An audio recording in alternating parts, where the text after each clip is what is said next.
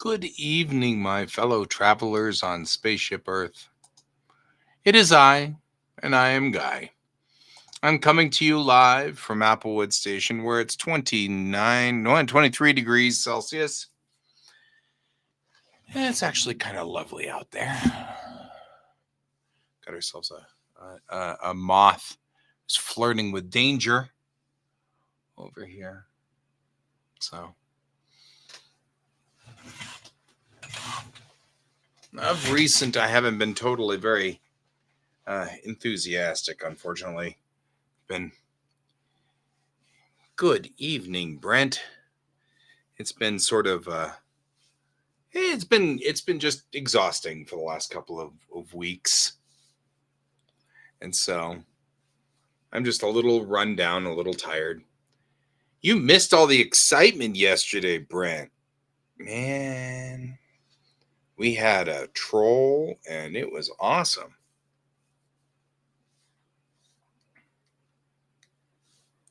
So, and I'm not exactly sure what the trolls, I've never quite understood what trolls want. You know what I mean? Like, this particular troll was, into giving me an unfulfillable demand. First of all, demanding. I was willing to play along for a little bit, but not so long, Hey, nice. 18. It's 18's not so bad. But yeah, this troll came on here and it's like demanding that I draw a picture of a character from a novel. The novel doesn't have any pictures. The novel series itself, the cover is unique. Oh, it's fine. The cover is, sort of a straightforward sort of thing, and so there's no picture of the character. So I couldn't draw the character. So I was like, describe the character, and he just got more and more demanding. And I'm like, well, okay, but I'm not drawing you something that can't be drawn. You're not going to give me. I've never read the book, so I don't know anything about the character. So I drew Pikachu, and then he got mad and started yelling at me and telling me I was the worst artist ever. And I'm like, what does this do for you? What does this do for you? You're not getting power over me. You're not even really upsetting me. And so, like, the cultural anthropologist in me is like, what are you getting out of this? What's the benefit that you get out of this? And that's the one I'm not understanding. Oh, yeah, I could see that. I mean, honestly, I think it did. I mean, it does have an effect on me, and it's not like it doesn't. I mean, I blocked him on YouTube and blocked him out on Restream as well.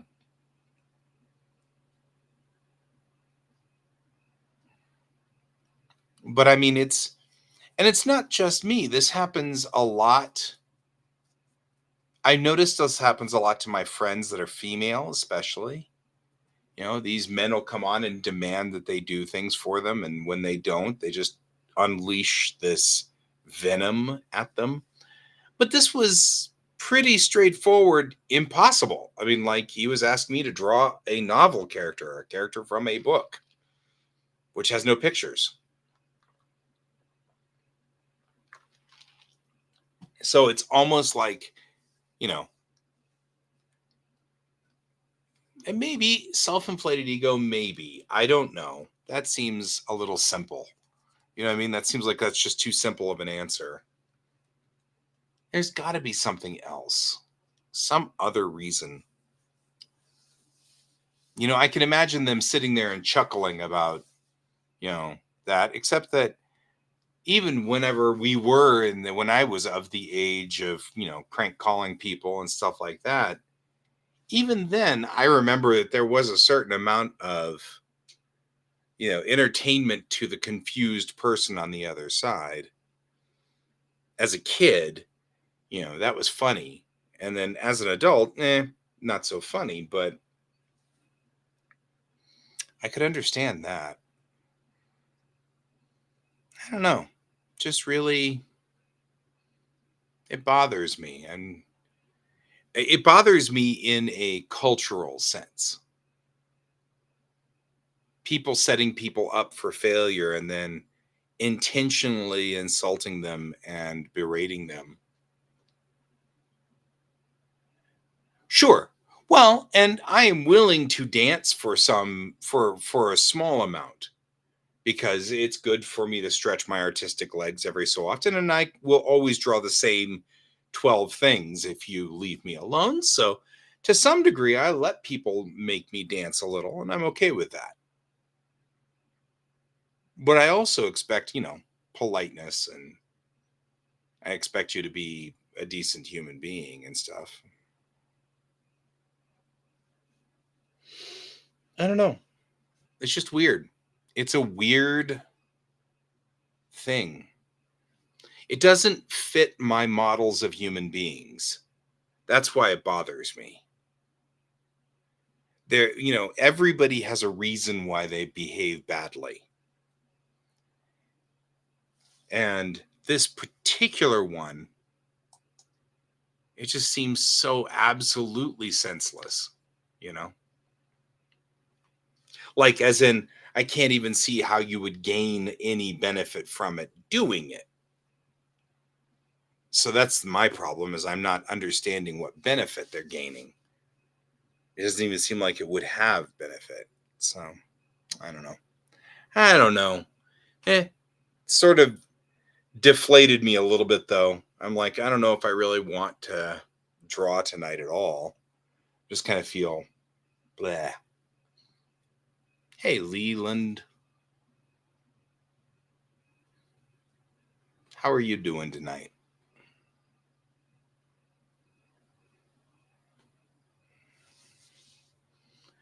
We are discussing a troll that came onto my stream last night, and that troll demanded that I draw a picture, and wouldn't the picture that the guy demanded was from a character from a novel.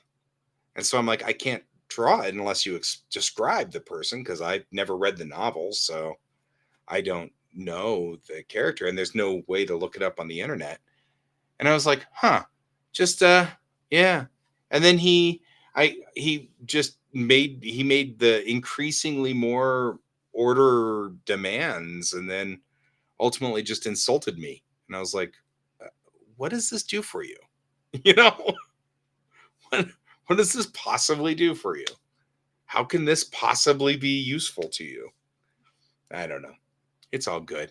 I'm fine. He didn't hurt my artistic ego, if that makes any sense. In a way, I'm just sitting over here going, how is this even possibly positive for you? You know, I don't even get that. And I mean, Brent's comment is the dance for me monkey. And like I said, the problem is I kind of am okay with being, you know, told to dance a little bit, you know. Yeah, no, they're not ready for that yet. I hate to say this, but I've still got half that book to read. And I have like 4 reading assignments every week that are 15, 20 pages long.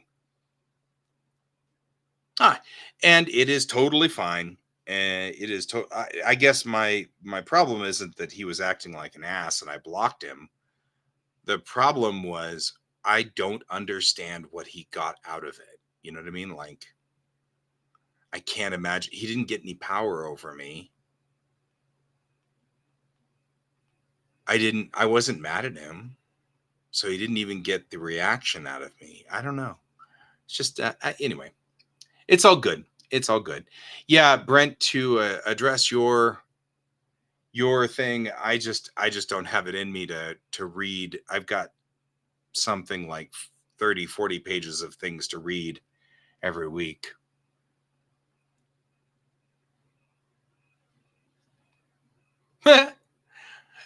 I appreciate that. Thank you. And that's all good. I don't know if I'm the same age as your grandpa. I'm Gen X though. I'm definitely Gen X. But I'm also when I got into computers early on. Uh, I was in it. I built my first PC when I was in high school, and it was a 386 SX, 386 8086 class. Oh yeah, I am 20 years younger than your grandpa, despite the gray hair. So your grandpa was my dad's age, so I'm probably closer to your dad's age. Yeah, Twitch streaming is hard. It's not easy. This isn't an easy thing, and luckily for me, Brent there, BC Cam and Brent, my buddy Brent, he actually writes herd on my streams from time to time too. He's a moderator and helps me zotch people like the guy yesterday. Although I've got massive controls over it. Yes, I learned how to use. Yeah, my first PC was a DOS machine. It didn't even have Windows. They invented Windows after I'm 50, but they invented Windows. Well, after my second machine. So Windows 95 came out, and I had already my first machine was already 2 years old at that point. My first real machine. Yeah. So that machine was a 486 DX266. So it ran at 66 megahertz. I had a 10 megabyte hard drive. And you could hear it. It was this thick. You could hear it when it spun up. There was some serious stuff going on inside there. I had my first machine had 3 megabytes of memory, 4 megabytes of memory, 4 megabytes of memory because the sticks were two megabytes, so twin 2 megabyte sticks. 10 megs of memory, or 10 megs of hard drive space. It was 486 DX266, so it ran at. It was actually running at 33 megahertz, but it was double clocked. So it had to have a fan, had to have a cooling fan because it was double clocked. It's kind of fun.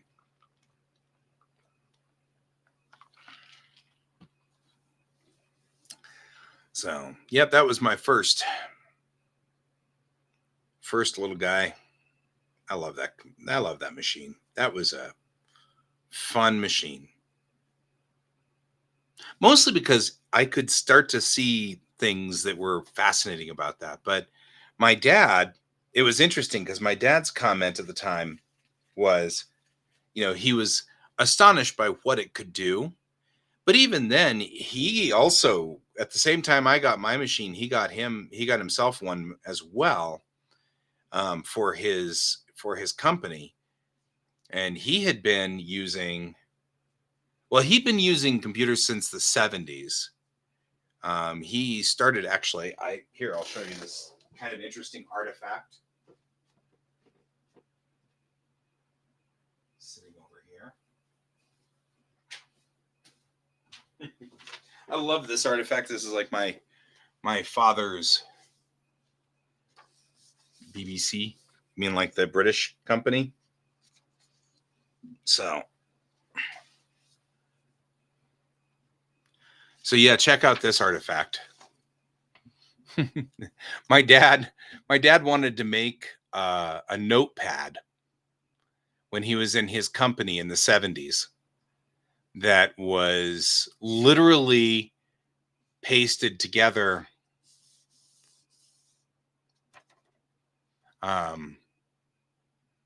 by on that the old tractor feed paper. It's so fun.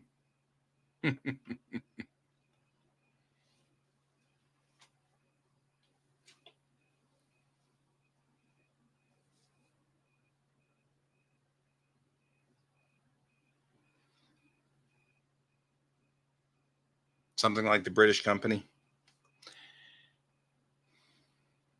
Drake leaks? No, I don't know what that is.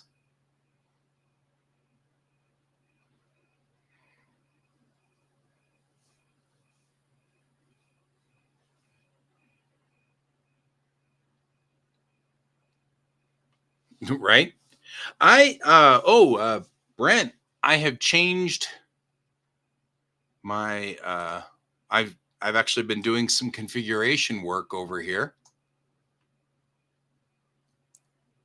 And I actually have a new setup over here on this side, which actually is kind of cool. I can, okay. You're not trying to be weird, but you're kind of succeeding in being weird. Just saying. But see, I got this new section over here. And now I can sit over here. And I've got a light over here and everything. There we go. Look at that. Isn't that cool? Tilt this way. Why is it going that way? What is it doing? What are you doing? What are you doing? Or am I just sitting on the wrong spot? I think I'm sitting on the wrong spot. You need to be more like this. But anyway, the idea here is that I'm setting up a spot where I'm kind of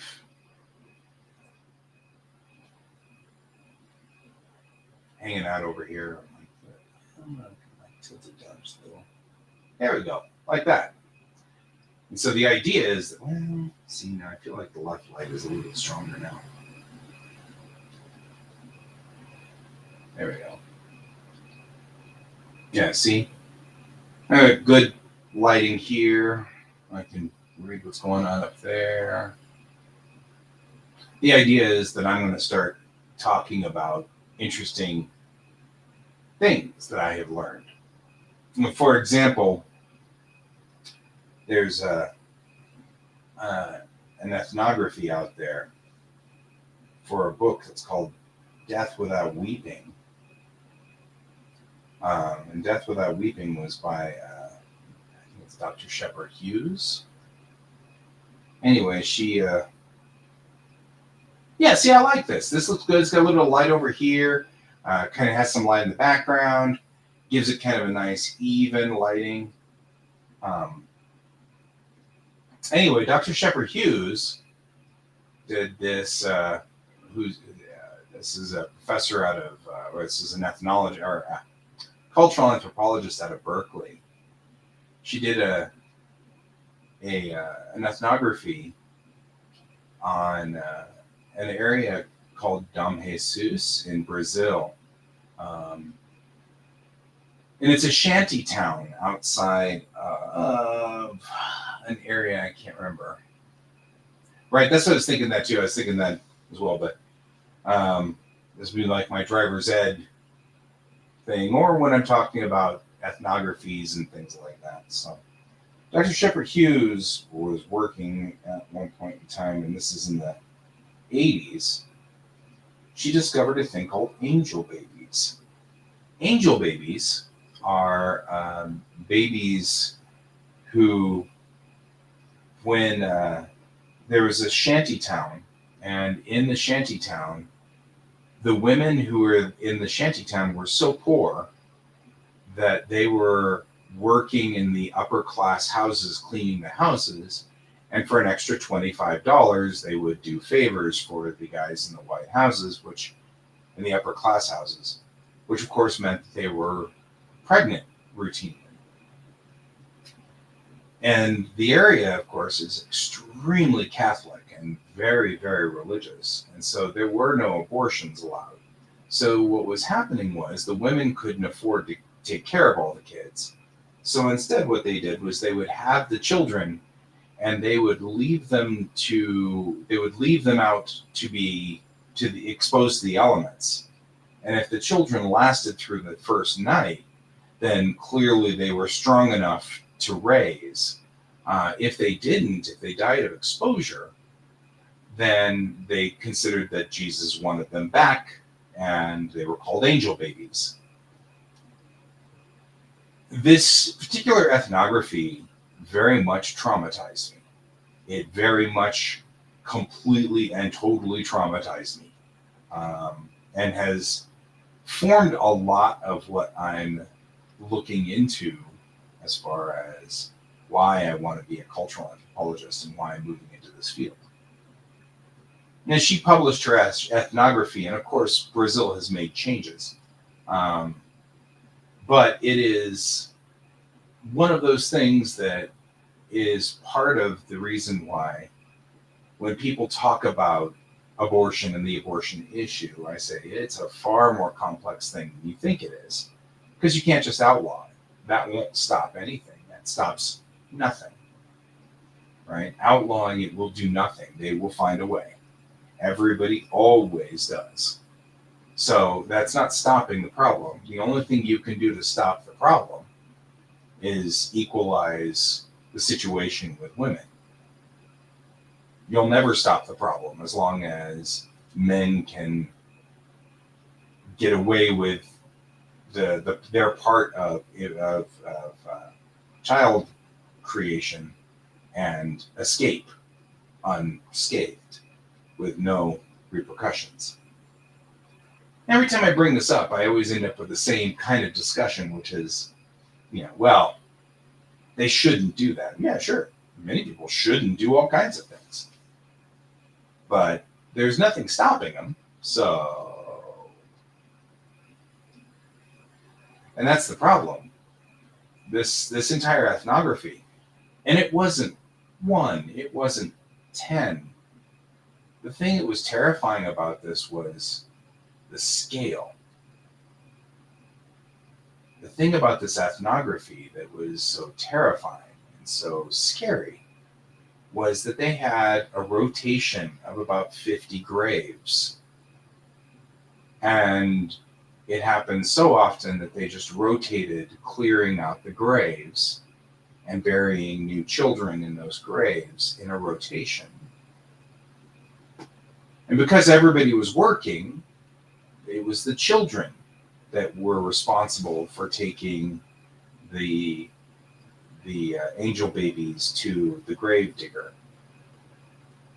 And so the children, as in the ones that survived, the surviving children, their responsibility was to take the corpse of the infant to the grave digger and have the grave digger, who was a disabled, grumpy man, who usually berated the children and yelled at the children, and he dug the graves. This is an ethnography. This wasn't a story. This wasn't fiction. This was a scientist on duty, and this was her observation of a situation that was going down in Bom Jesus. Like I said, they've since corrected it, but I don't know how they've corrected it. I don't know if they just made it so that the women went to jail, which is typically how we seem to correct it. We don't correct it by putting the people who set up the system in jail, and we put the victims of the system in jail. And that seems to be the way that goes. So anyway, that's why I built this structure right here, is because I'm going to sit here and every time I read one of these ethnographies, and it's not the first one, there are scientists all over the world whose job it is to study human beings and to study our culture and to study what we do. And they're out there doing this job and shedding light into areas that I don't know if people want to know, right? I mean, like, these are areas you didn't know existed. Anyway, she still works to this day. She's older, so she's older, and now she doesn't actually do field research anymore. She's up there in Leland's grandfather's age, so she's at the end of her career. But I'm still thinking about quite a bit about her ethnography and that work that she did. She actually was sent to Bom Jesus for a completely different reason. She was sent there to do ethnography work in the 60s on something completely different. And she tripped over these angel babies in the middle of her work on something else unrelated, and decided to do an ethnography on that situation. It's interesting. There are a number of very fascinating sub-stories that are involved in that ethnography. It is a fascinating ethnography. I highly recommend it. The book is called Death Without Weeping. Nancy Shepard Hughes, PhD. She's out of Berkeley. So anyway, always just an interesting thing. It's fascinating to me. And that's the reason why I built this little studio over here, so that we can kind of sit back and talk about things that I'm reading and discovering and talking about. I'll be releasing that on my YouTube channel that I built for this specifically. I can actually share that in this medium. This is my art medium, and so I'm going to try to keep my art medium only art related, but we came over here into this section and we sat here and talked about it. This is probably where I should have been talking about the troll from yesterday. Was in here trying to be disturbing or weird. I'm not exactly sure what was going on here on that one. I don't know what makes me specifically sort of a target for that concept, that attitude, that thought process. But apparently I am. That's fine. Better me than some of the ladies that I've been seeing out there that end up being the target of this. Although the ladies that seem to be the target of this are made of sterner stuff than me. So I wouldn't put it beyond them. It's just one less. It's kind of like me tying up those guys who are trying to, the scammers who are trying to get me to pay them, thousands of dollars out of my bank account, so I tie them up for 2 hours, because at least they're not messing with someone else. You know what I mean? Like, well, I sit there and go, what? Wait, what's my bank account number? 1, 2, 3, 4. Oh, that's not it? Where's my bank account number? I'll tie them up for hours, because at least then there's one less person out there being tormented by these guys. So definitely a plus. So, yeah, that's a thing. So that's fun. I'm also hoping that I've got like some open space over here so I can put things up here if I need to. We can like discuss stuff. I can do kind of news show like, have things up there. Apparently, I found out that Premiere will do subtitling. That's kind of cool. Does mean that my work in the Guy Sensei side will be uh, edited, which means that it won't be as common. I certainly won't be broadcasting every night. But yeah, I mean, some of these things are fascinating to me. We today in class we discussed the difference between an academic anthropologist and an applied anthropologist. That's cool.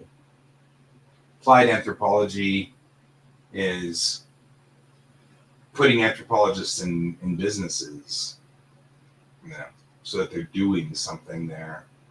And well, we've got an anthropologist here whose job is to find out what's wrong with the marketing department and why it's being so inefficient, and that's what anthropologists do applied wise. But yeah. Anyway, I like this little nook. It's kind of comfy. Kill this light. Move back over to my other center. So,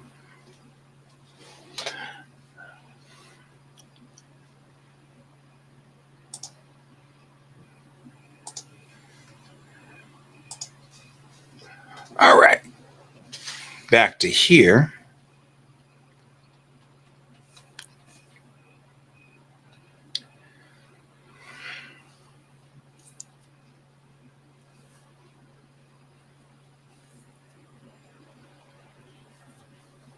So, all right.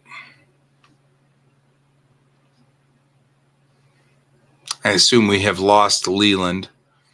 He was about to head south on us. I could already tell. So, it's all good. And back to that same question. I mean, Leland was not heading towards that.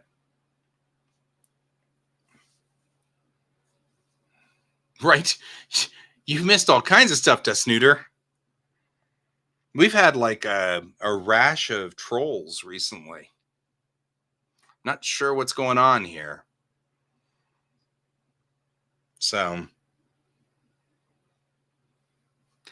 but I'm just going to say you're probably better off missing it. So, it's all good. It's all good. Like I said before, better me than some of the others out there. Yeah. And sort of disheartening.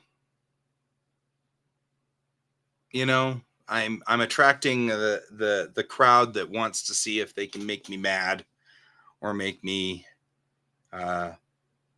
embarrassed or something like that, and they're way dealing with the wrong kind of people. But you know what? Better me than some others, especially some of my fellow partners that I've seen out there. There have been a few other streamers out there that I've seen that they're just really on them, and it's disturbing. And I'd rather they come after me. You know what I mean? I'm an old dude. Well, I'm not worried about you, Brent. You've never been my problem, bro. And neither is DeSnooter. And DeSnooter is also a relatively regular here. So, Brent, did you bounce Leland?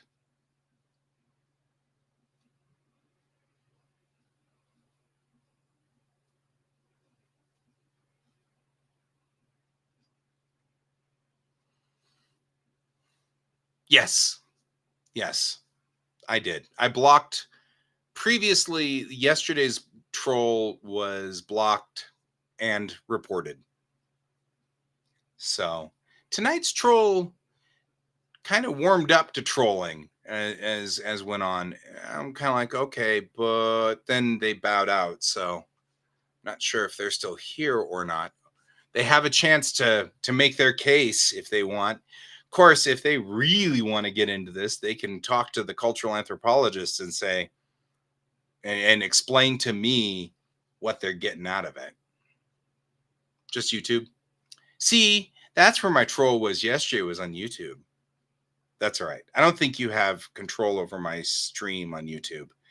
I think you only have moderator controls on my Twitch, which is all right. I found out that I don't have moderator controls through Restream on Twitch, but I do have moderator controls through YouTube on Restream, which I found interesting. So I've got moderator controls here. It's kind of nice. Can't control Twitch remotely, but I can control YouTube remotely. Looks like I can control Facebook remotely too, which is kind of cool. So, you know, there's that. I don't actually broadcast out on Insta yet, nor do I want to. I think my broadcasts are too long for YouTube. I know YouTube allows for longer broadcasts, but nobody uses YouTube that way. So I feel like I will lose my I would lose any audience on you. I'm sorry, Insta on Instagram. I'm reading YouTube out there, so I'm like, yeah, which is fine. I've got Facebook under control pretty easily. It's YouTube was a problem, but isn't much of a problem now because I've got control over it here. I didn't know that, but I've got control over it. But there you are, hanging out on Twitch over there, Brent, which is fine. The only one that should be out there on that channel right now, though, is Dusnooter, and that's someone we know, so we don't have to worry about that one. We don't have to worry about them. They are friendly. No need to bounce them. It's interesting also, that's another thing that's interesting about the culture that we are forming here on the internet. Like, we're forming this. It doesn't surprise me. I can still bounce them from over here. Yeah, people don't seem to find me over on Twitch. They find Kayan and then come into this stream, since I dual broadcast on Kayan's side and my side. But Kayan's been so busy that he's only here once every 2 weeks or 3 weeks on stream. So the majority of the streams are mine. I'm not even sure, like, Dusnooter even knows that Kayan's stream is not my stream, which is fine. I mean,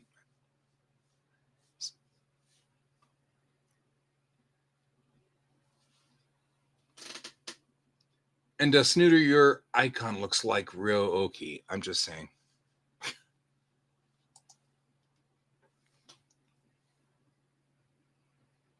That works.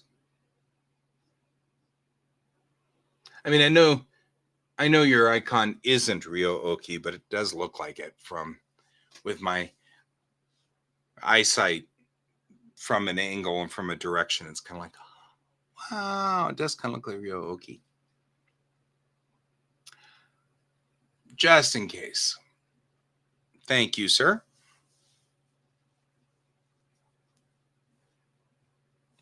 Appreciate that. All right, Dusnooter, what you up to tonight? If you're out there still. Did I lose you? I might have lost you in this tirade about. There you are. You're still there. Sad snooter noises. I wouldn't worry about the fact that your icon looks like Ryo Oki. If that's like a problem, I'm hoping it's not a problem, but I don't know if it's a problem. Ryo Oki was cool. Still is cool. It's only until I look close, though. Don't worry about it. And unless your character turns into a spaceship, you're probably okay.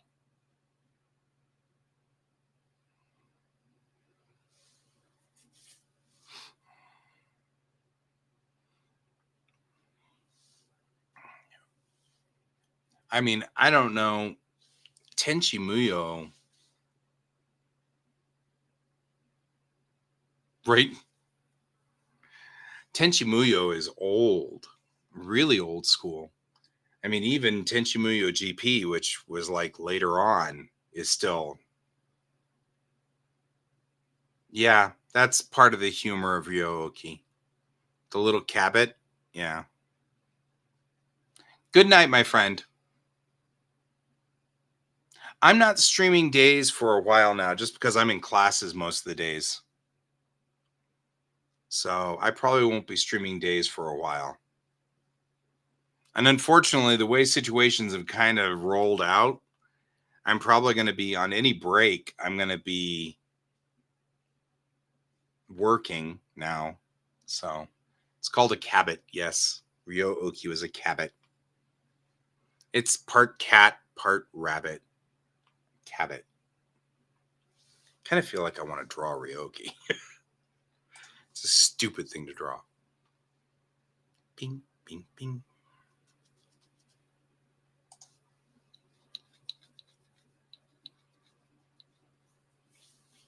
But your snooter doesn't look like a cabot when it's that close. You just happen to pick the same colors.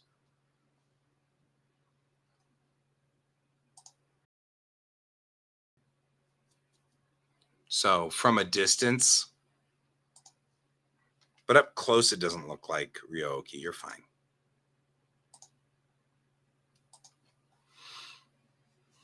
Like a jackalope. Yeah. Like very much like a jackalope. Good night, Brent. Have a good evening. I will see you later. See you on the flip side.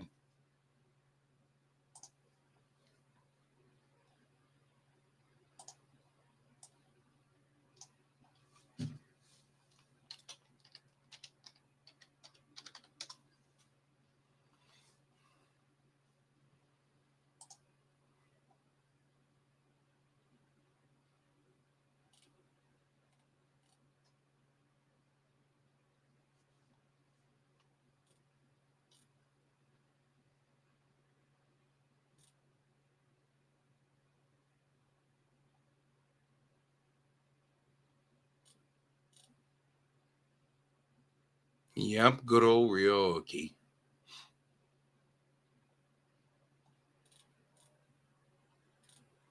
It's like one of the first GIFs I ever had too. It was like Ryo-Oki running off to the side and stuff. It just cracks me up.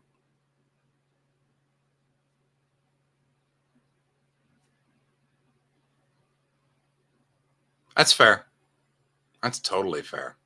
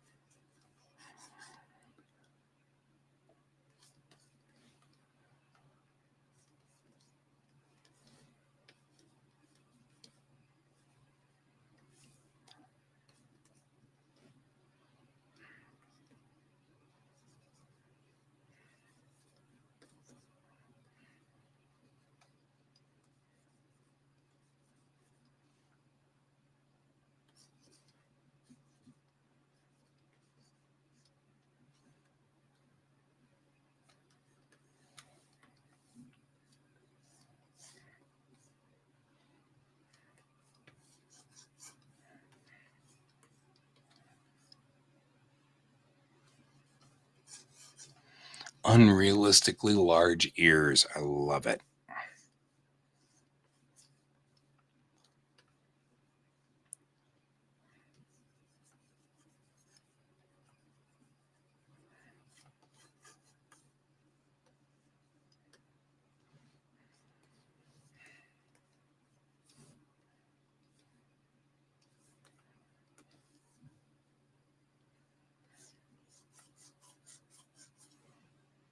Oh, whoa, whoa, whoa, whoa. No switching to weird. Don't do that.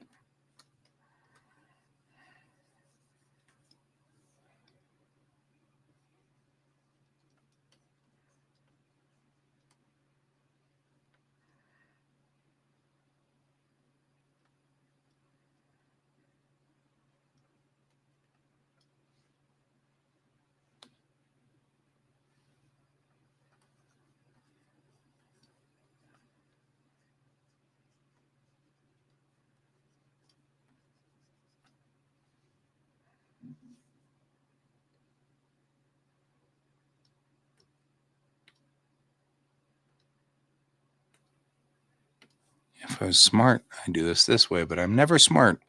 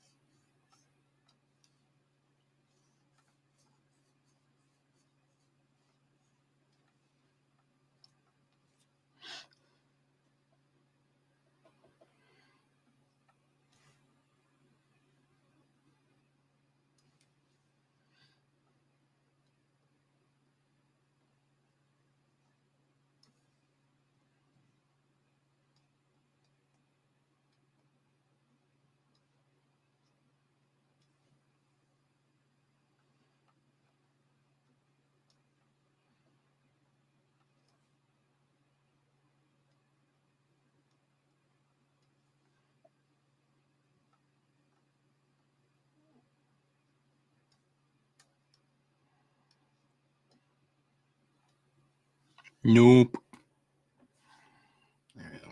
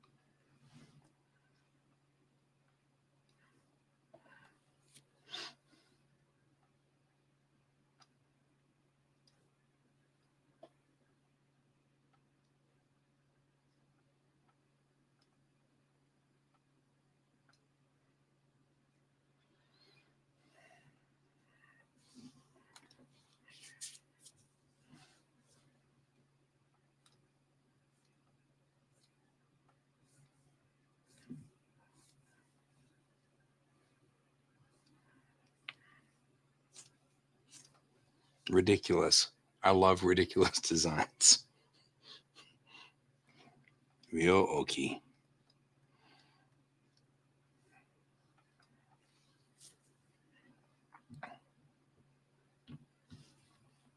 Yeah.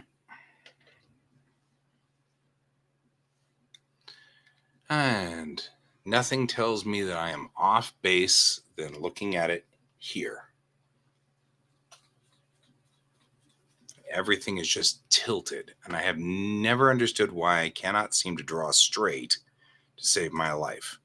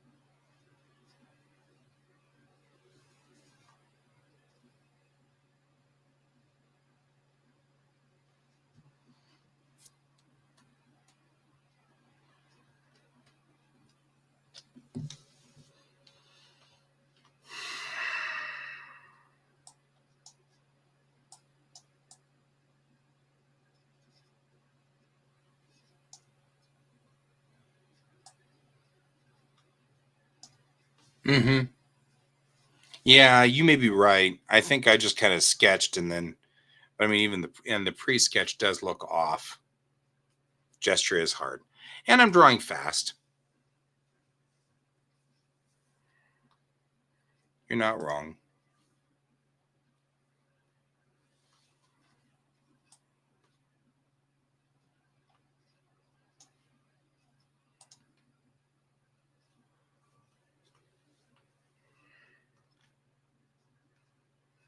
It always makes me wonder where the leaks are.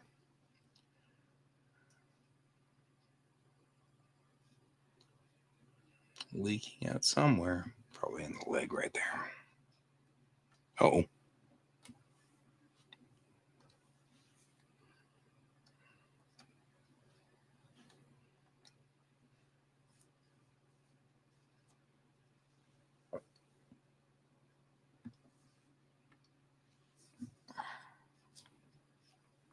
It does leak up there too. That's all right.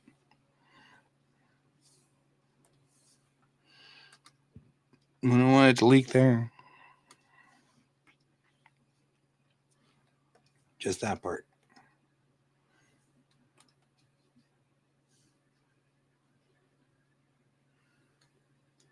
Most difficult question.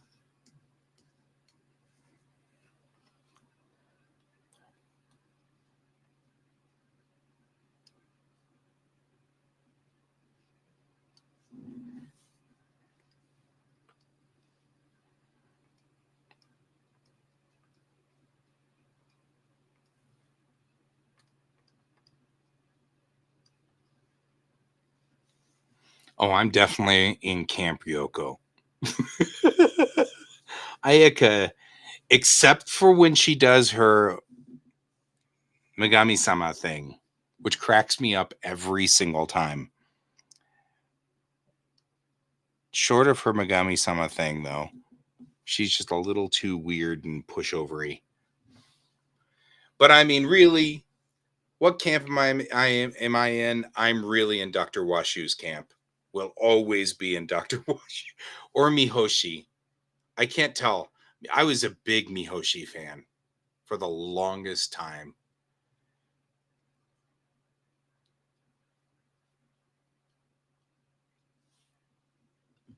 Mihoshi was the best. Ridiculously the best.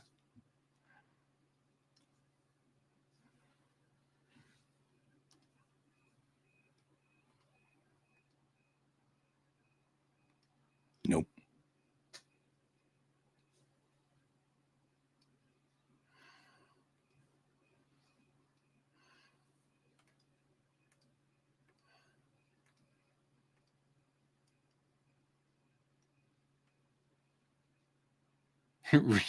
Fair.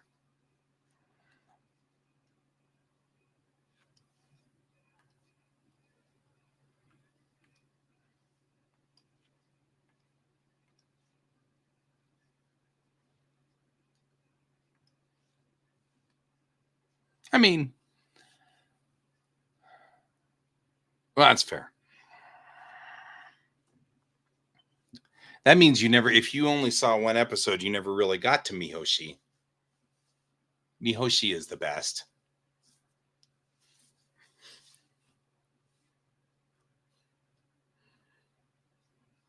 I mean, and then there's the spaceship. So, I mean, technically speaking, this is totally within wheelhouse for me. Because I draw spaceships, which I just did. And this cracks me up more than anything else. Technically, I drew a spaceship. I totally did.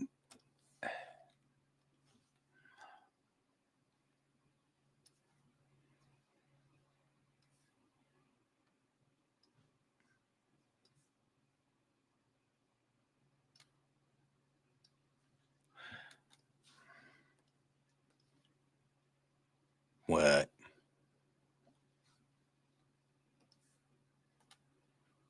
Really?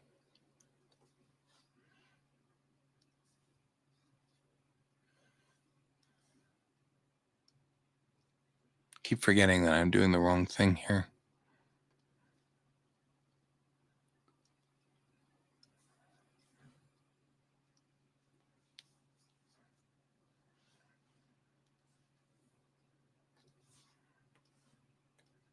Really? Just playing that game because it's just too much of a.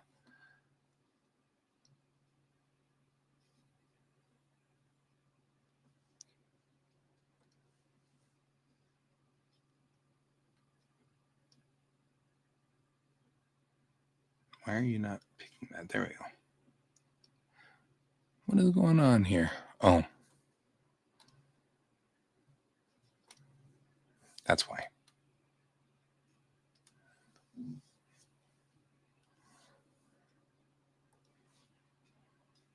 There we go. Because actually, Ryoki has little white feet.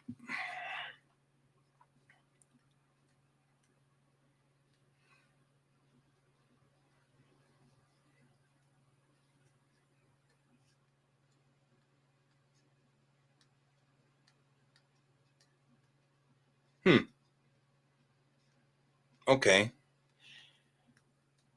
Yeah, the love triangle was sort of a thing in the 90s, especially in 90s anime.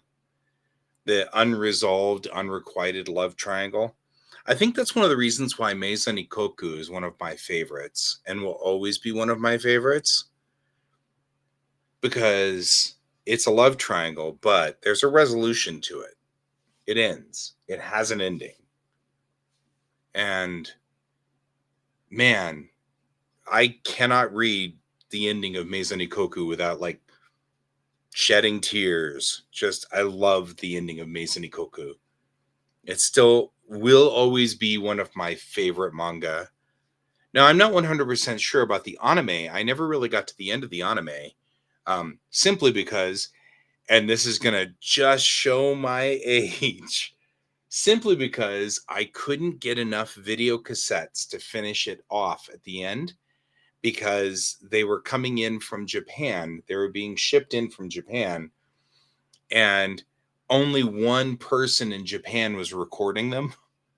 And so that one set of tapes was going around so much that I got halfway through the set, and then I couldn't afford to buy more tapes for one reason or the other, and got out of cycle, and the tapes ended up somewhere else. So talk about showing my age.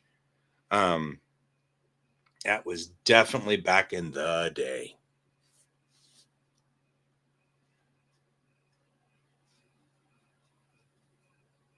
Betrayed. He picks neither of them. Betrayed. You know, honestly, though, I think from the original series, He's Maisonnikko. Koku. OKU. So, wait. You know what? Here. Let's fix this problem.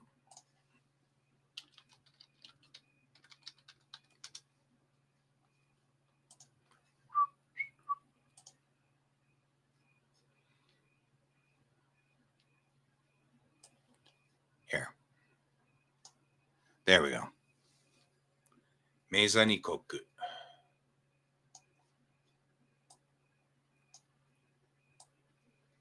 It's an older manga, be aware. Maisonnikko comes from the era of the 80s.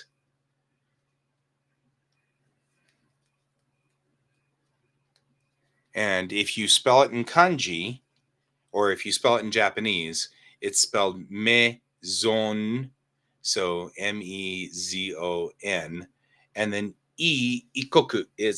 It's number one. So this is the number, and then that's one. So what maison is in Japanese, that's mansion. That's the word mansion, being brutalized by a sound poor language. But a mansion in Japanese, oddly, is an apartment complex. So anyway, but I love, this is one of my absolute favorites and has been forever. I absolutely love this series. I think there's 14 volumes in the original set of manga, and these newer volumes, I think they make them into I think they've made them so that there's only 10. I really need to buy the new versions of them when they come out. Maisonnikko. Man, I love that series. 2007 there was a live action drama in 07. I'm not one. Oh, and if you are not familiar with Rumiko Takahashi's humor, okay, good.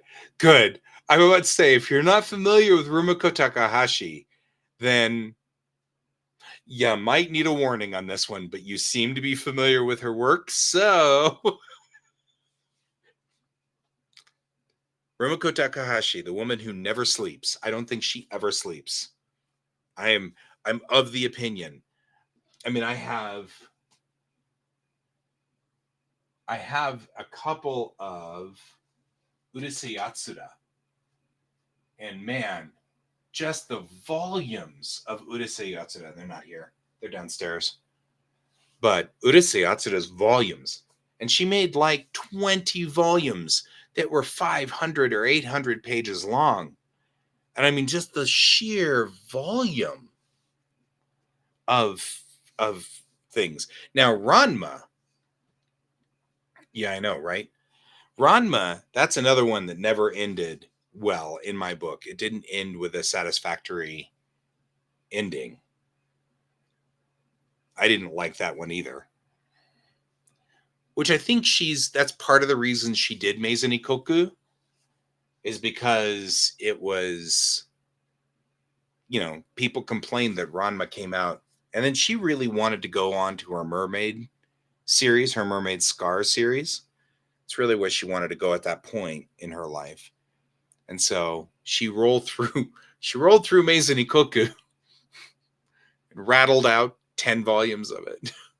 Just insane. But then she moved on to Inuyasha, which is what everybody knows her for now. In this generation, we all know her for Inuyasha. I'm hoping that poor woman sleeps now.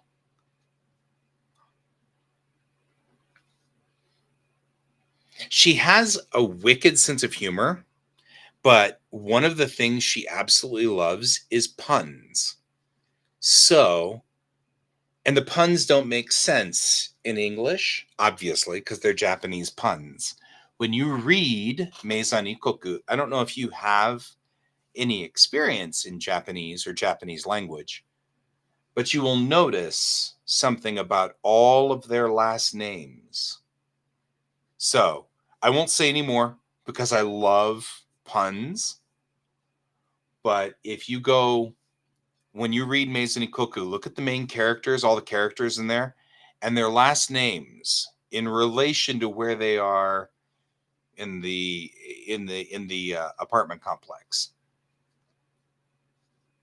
because she loves that stuff. But yeah, she loves puns.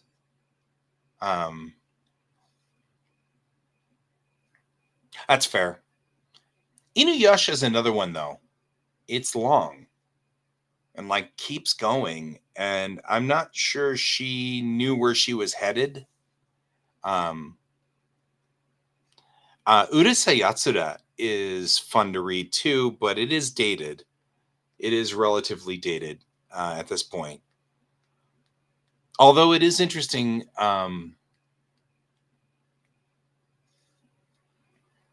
Somebody had once said that Japan has been stuck in the year 2000 since 1980. Yeah, neurospicy. I feel you, man. I feel you. Fellow neurospicy over here. It's one of the things I will do is draw while I run it up there.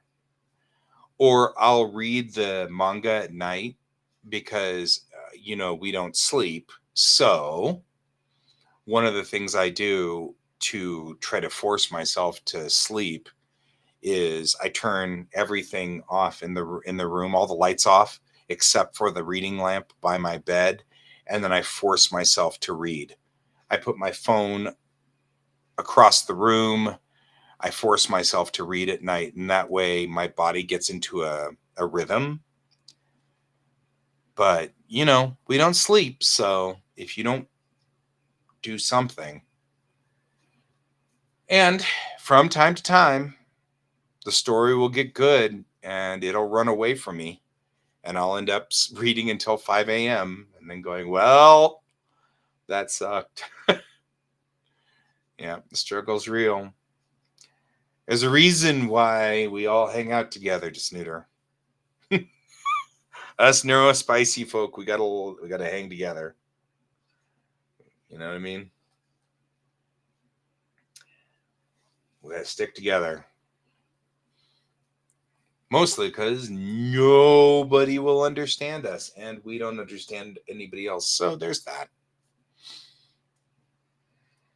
So, yep. Yeah, Maison Ikoku. Let's see what other ones. So the ones that I read, Battle Angel Alita, also called Gundam or Gun Dream.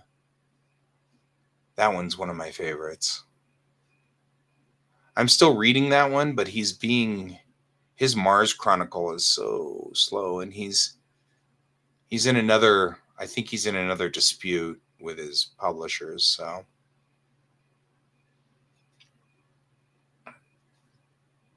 and that's always a thing. And I really did enjoy Negima for a while there, but too much fan service for me. At some point in time, they push the limits of what I find comfortable for the characters. Yeah.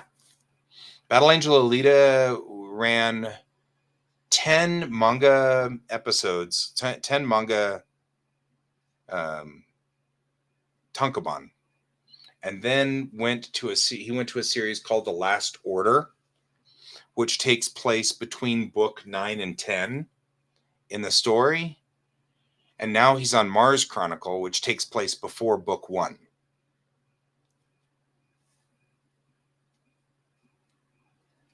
Yeah.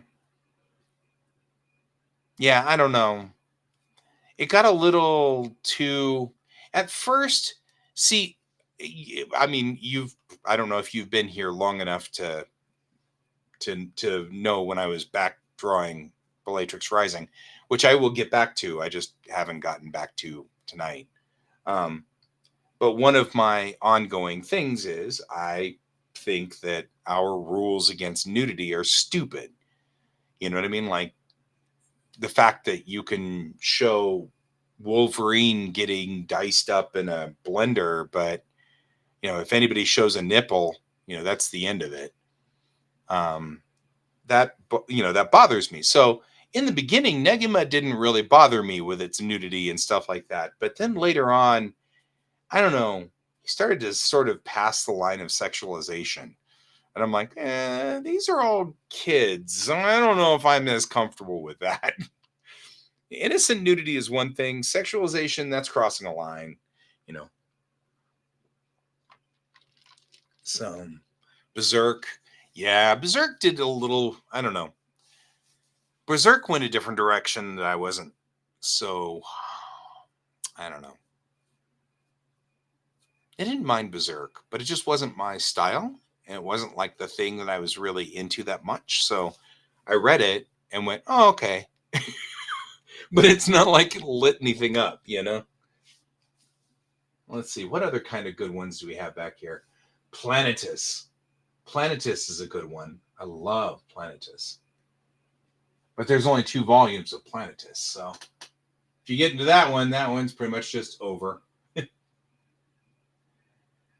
And of course, I will always, always, always be a fan of anything that Mikimoto Haruhiko makes. He is one of my absolute favorites and always will be.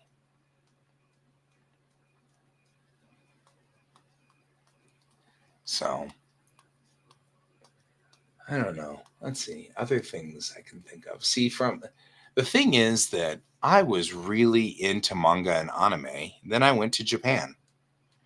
And the real world was so different. The real Japan was so different. And so same. I mean, it's so much the same and so different at the same time. It's kind of hard to explain, but when I went there, it kind of changed everything on me. And I came back and I wasn't as big into anime and manga for a long time. And recently I've been sort of getting back into it again. And it wasn't a permanent situation, obviously, but it was kind of interesting that was sort of my thought process, And that's cool. So, long shows being hard for you and me, it's the reason why I haven't gotten into One Piece. I'm just saying. When One Piece starts having more episodes than Star Trek does in all 60 years of Star Trek, yikes. You know what I mean? I'm like sitting there going, whoa, that's serious. One Piece is blasting past Doctor Who and blasting past Star Trek, and these are all pillars of our pop culture, right? I've got a couple of buddies though, man, they are epic One Piece fans, and I'm like, all right, bro, But yeah, I think I definitely play the ADHD neurodivergent card for that one. There's a reason I'm getting into that one. I just couldn't stay with it.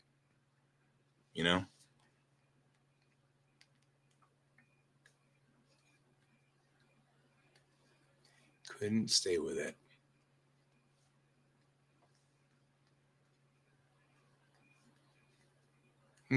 Anyway. Yeah. And that's fine. I've got a niece who's hardcore into it. And there's nothing wrong with that at all. Nothing wrong with that. And I mean, when I'm at the conventions, One Piece Luffy is everywhere. The cosplayers are coming in as Luffy. I'm getting a lot of that. And so it's cool. It's totally cool.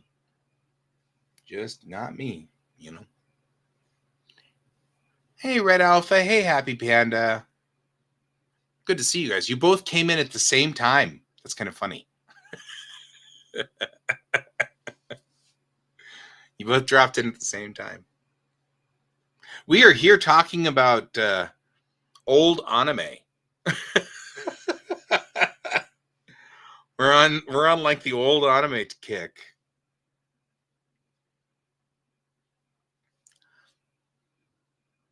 I'm doing well, Panda. How are you doing? I hope you're happy. I mean, logically so.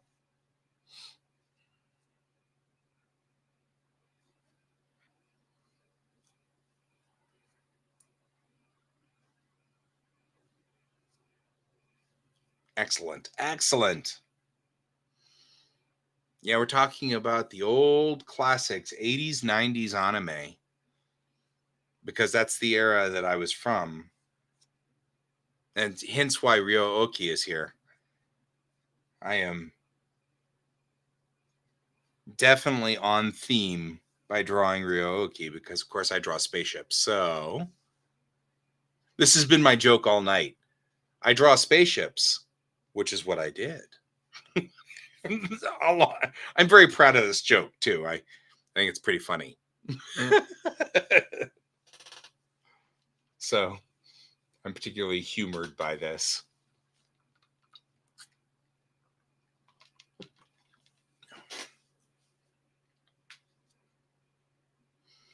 So, all right. Probably most of the anime that I've watched that I got in on initially probably predates you guys by quite a bit. I mean, I'm just making a presumption, as was commented before. My generation isn't really a lot of the folks who are on Twitch. Usually it's a much younger generation. So I'm assuming you guys are younger than me by quite a bit, which is fine. I mean, there's no judgment on that. I'm just observing. But yeah, so I was just talking about how I started out. Of course, my first anime was Robotech, back in the day. That was my first real touch of anime itself. So I didn't even know what it was because it was on TV. It was on. I'm gonna open this up. I don't know where my spider went. I had a lovely orb weaver who was living on a web there, and I think she left her web, but I don't see her anymore. She's a gorgeous little orb weaver.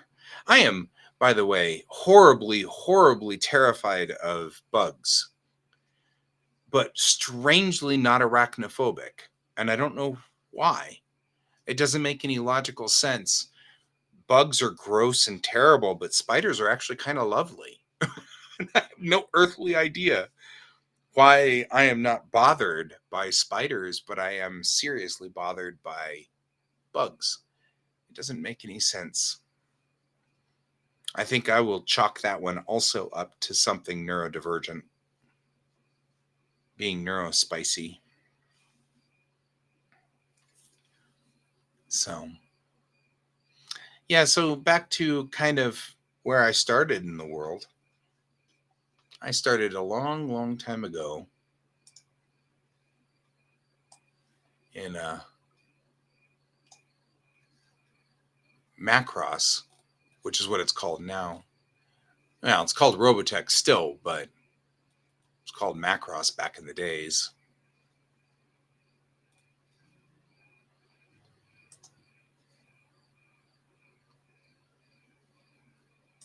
Macross is still one of my, and will always be one of my absolute favorites. And I have,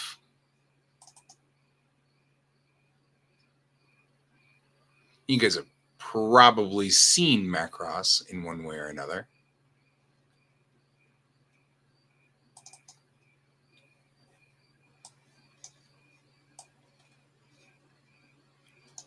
But, that's not a picture from me. This is one of the illustrations from the early Macross back in the day. Probably more of these guys you'd probably recognize more. But I mean, you can kind of see why you can see in my artwork and things like that. Obviously, this is a major influence in my work. I'll help you with anything, man. You know it. But it also informs by the art that I love. I mean, this is Haruhiko Mikimoto, who's the artist that I sort of base my work off of. His work is just wonderful. Just excellent. But Macross was my real first. All right. I'll help you as much as I can, my dear friend. You know I will. If I got it, I'll tell you. What you got about it?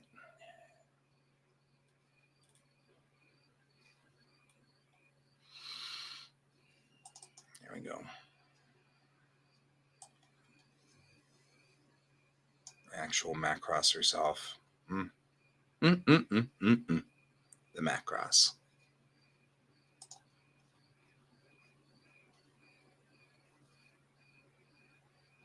And of course, my favorite, the monster. The monster. But Harlock's my other primary.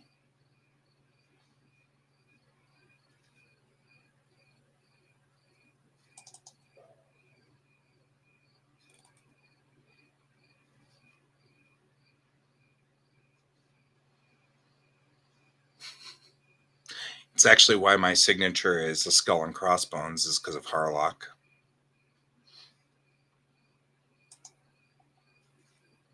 Always have a love for Harlock.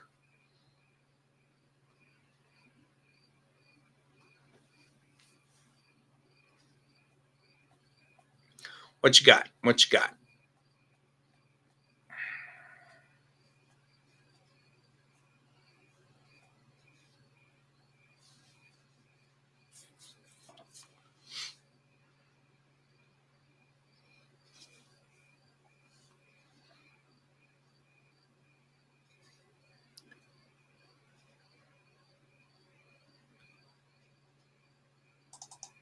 Oh, yeah.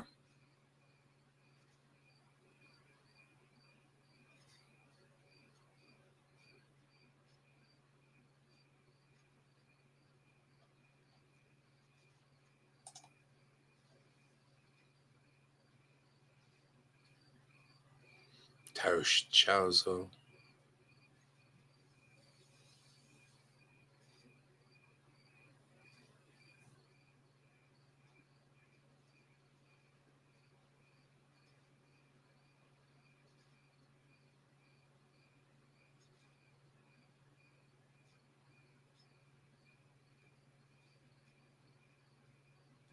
Spinning geometric shapes?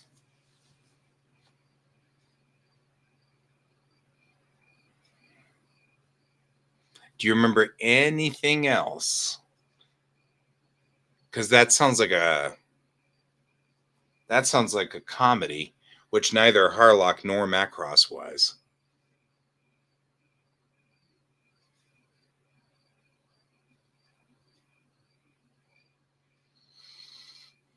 The only thing I can think of about spinning geometric shapes would be Homer.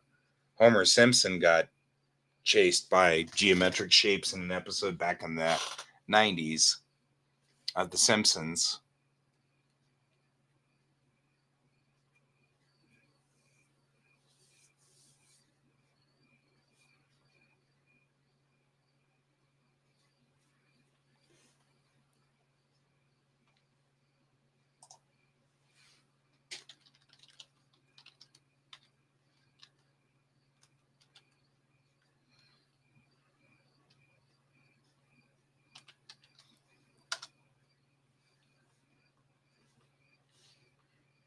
It's from 93 or 95.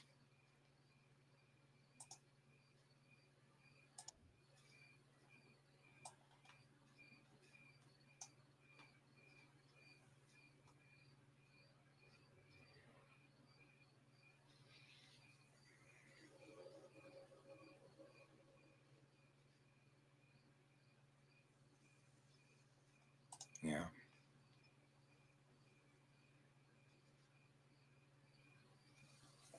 Oh, yeah. But it wasn't this,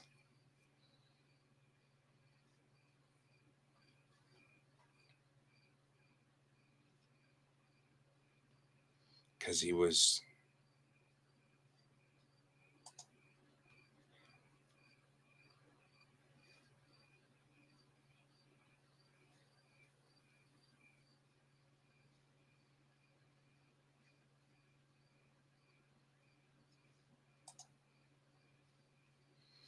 I'm just double checking.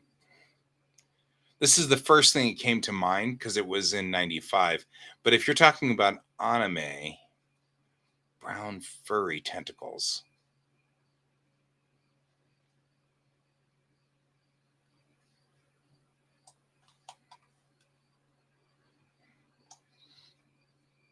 Hmm.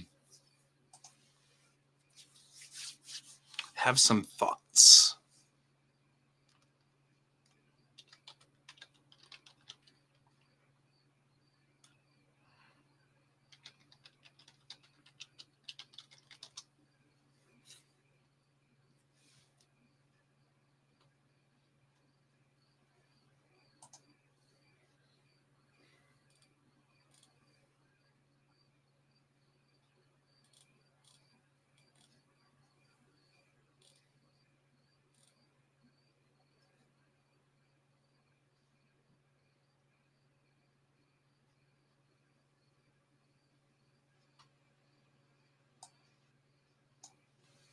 Really?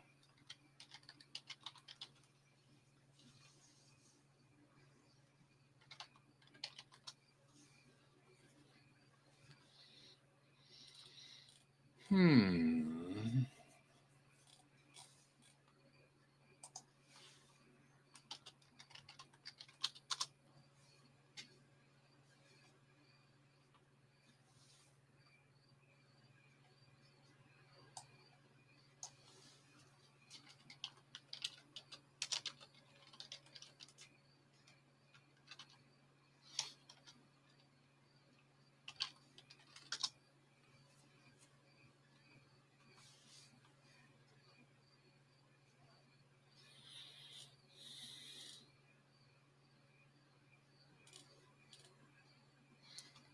I'm assuming we've ruled out the usual suspects: Akira,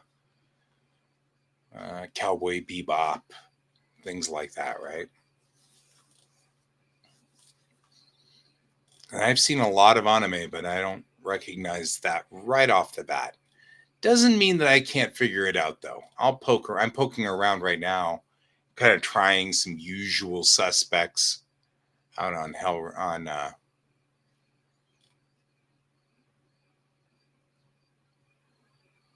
Older than Akira.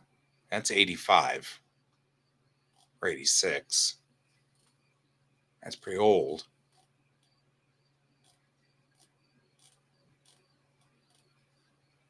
The good news is if you're talking about a 70s, 80s anime, we can narrow that down much faster.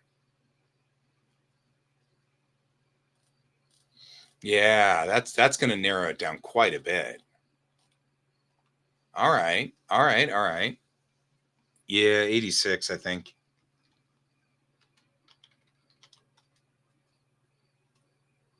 88. I apologize. 88. Still, still relatively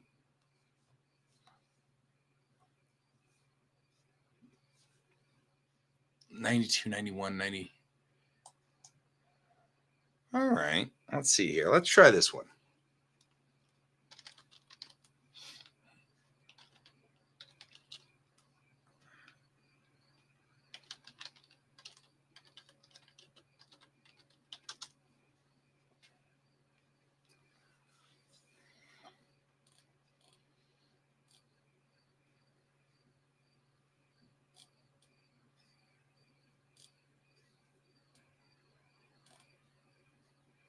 Especially if we've got robots. There's got to be a way we can make this work. I mean, it was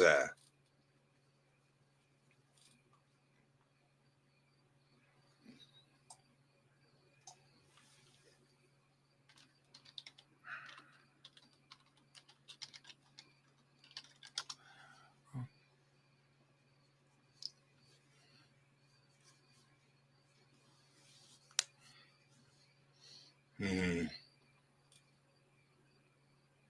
Wait a minute. Was it super violent? Do you remember?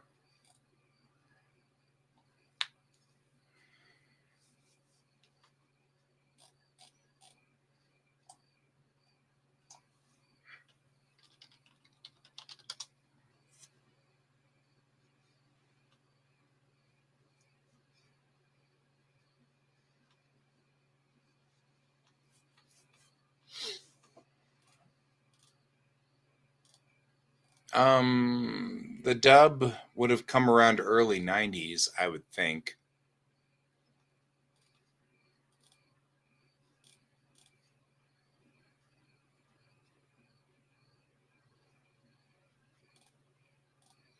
Because I'm theorizing it might be Devilman. There were, I remember brown tentacles in Devilman.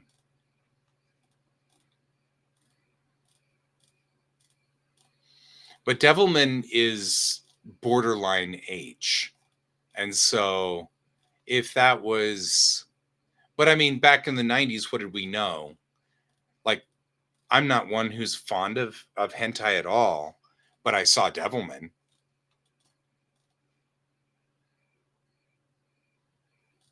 Yeah, it seems like Devilman was ridiculously violent. So if your dad did that, I'd be like, a little worried about you there, bro.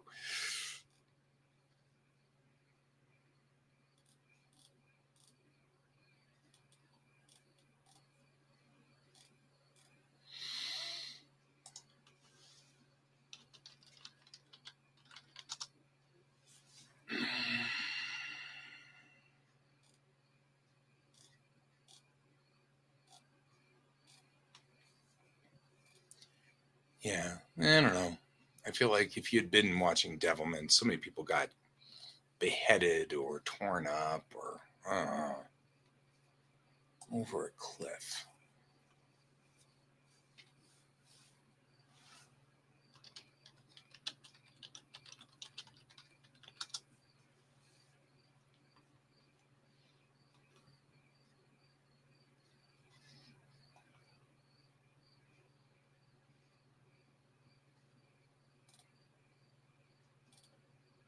Okay. Well, see, that puts it back into my world again because that's definitely one of the ones that I would watch is some of the sci-fi. Over a cliff. I think what we'll find is that whatever you thought were tentacles were something else or something like that. You know what I mean? Like, I feel like that's what's going to happen. I'll be like, oh, okay. Well, I know exactly what you're talking about. Like we'll figure it out and oh yeah, that makes sense. All of it makes sense, but we won't think of it in like that way until we get there.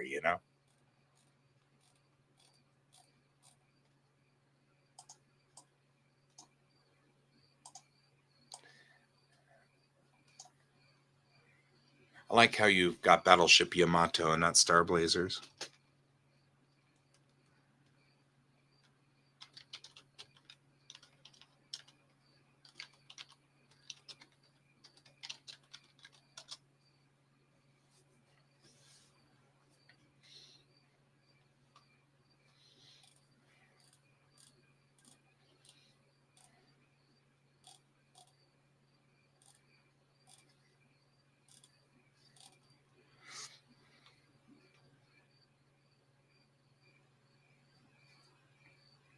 Yeah, maybe. I mean, we like that era of anime is so different. You know what I mean? Like it was so you never knew what you were gonna get.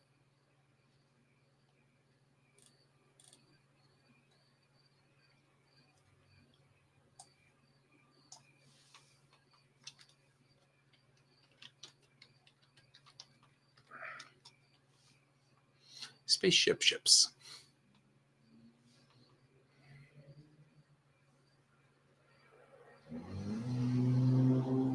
Okay.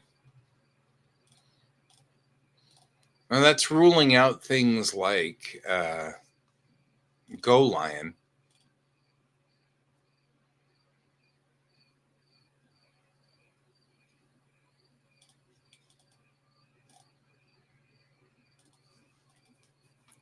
which is cool.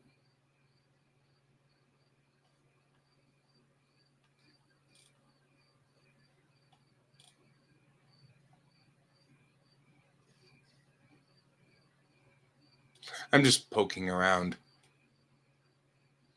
It wasn't. No. There's no way that it was plausibly Nadeshko, was it?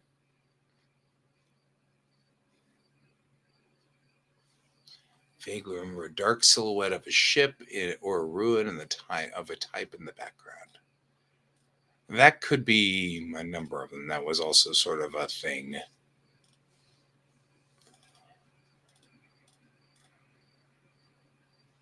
I don't know. May not be. May not be. Nadeshko is kind of newer. Yeah, it'd have to have been before Nadeshko. If you were watching it in 91. Yeah, you're right. You probably could not have seen it.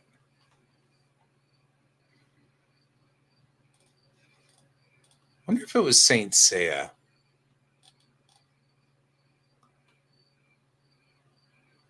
Saint Seiya was another one of those that was popular, but I didn't watch much of.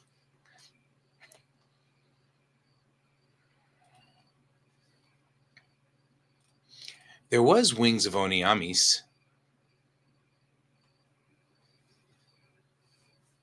Right, right, which is fine. I, I'm good with that.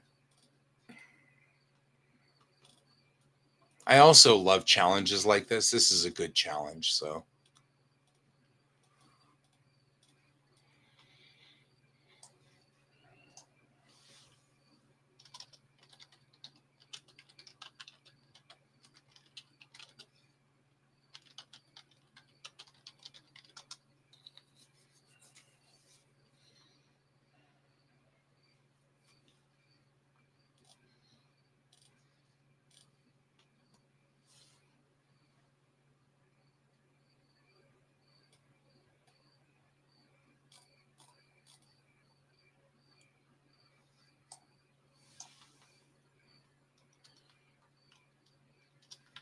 I don't know, maybe. I don't have better things to do tonight. It's all good. And I am an old 90s, 80s, 90s anime fan, so it's plausible. I might be able to pull it up. You never know.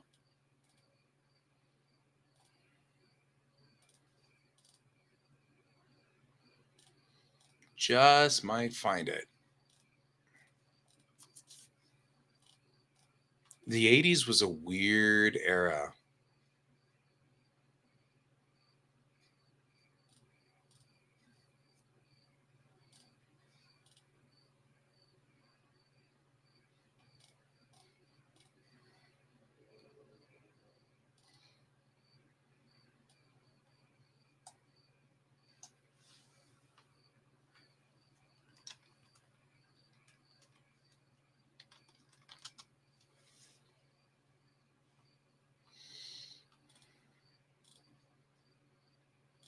You know, it's you never know what's going to happen. I'm still poking around, so anything could happen.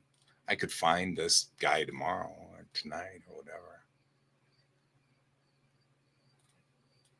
Was it a checkerboard? Do you remember if it was on a checkerboard? Like the weird dream sequence? Like were they running on checkerboards of some sort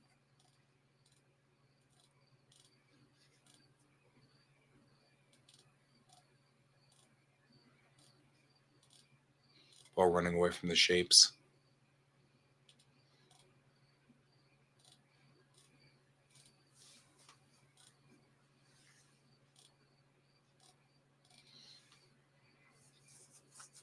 I also feel like we run a risk of mandala affecting it. You know what I mean? Like, oh yeah, definitely. Yeah. Like that's what I say. It was like all of a sudden it's gonna be like, wait a minute, maybe so.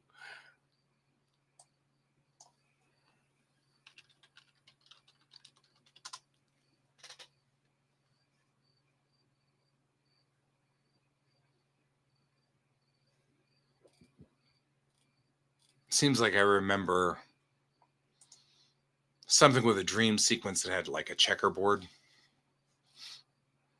A long time ago, though. But I can't be sure because we had a lot of stuff that was influenced by design back then. Right. I mean, it could be. Anything could happen. We are human beings. There's not much we can do about it.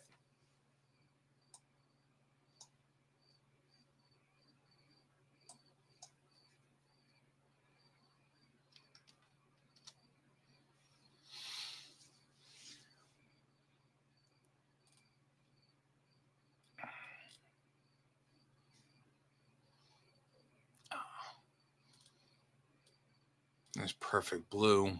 Probably not Perfect Blue. That came in the 90s. Maybe Core?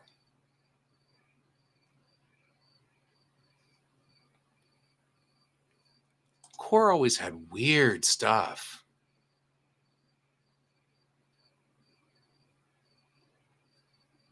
Are you Perfect Bluing?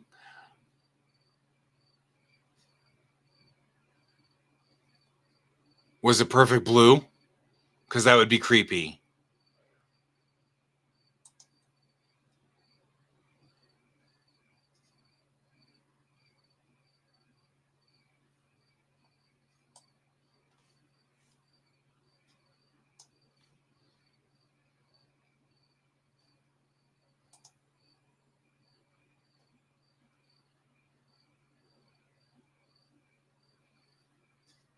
You may not be able to post a link. I think. Well, it depends. Are you on GS Davis Art or are you on Can? If you're on Can's side, you won't be able to post a link because his auto doodler nails links. But if you're on my side, you can.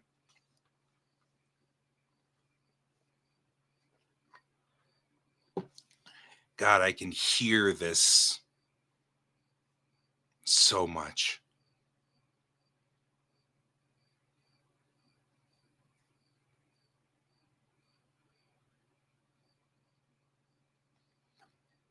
What channel are you on Twitch? Are you on GS Davis Art or are you on Can?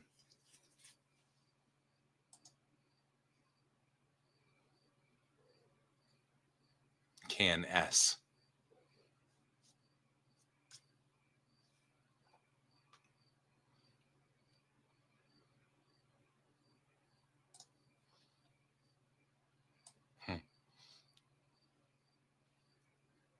Kimaguri Orange Road.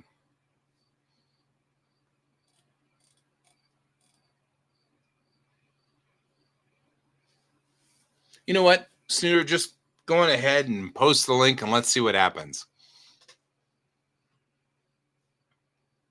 Either it'll work or it won't. There's a 50-50 chance in what channel you're on.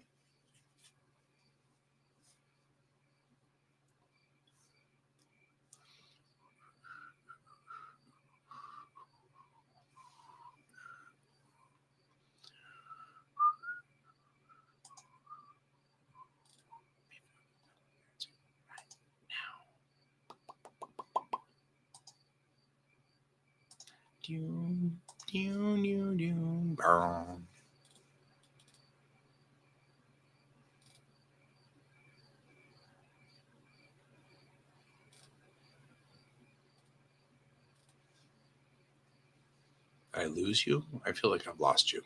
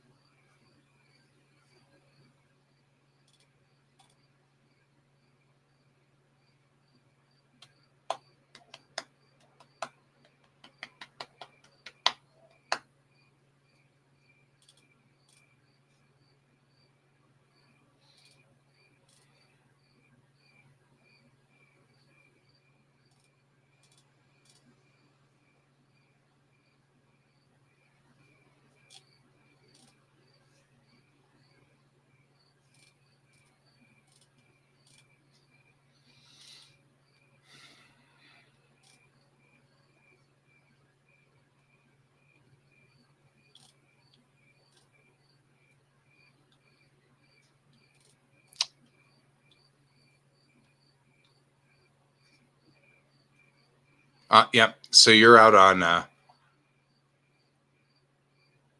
you're out on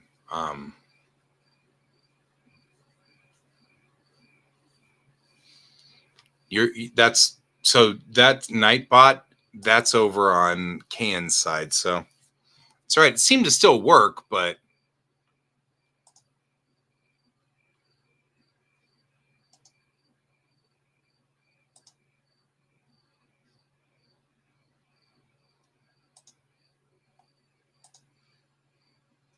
the only problem is I can't ever select these things.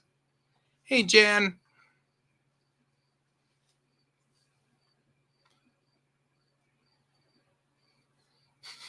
No, no, you shouldn't be concerned. But what you should do, Snooter, go look for the channel at GS Davis Art, just like up there on the corner. See up there on the corner? Go look for that channel.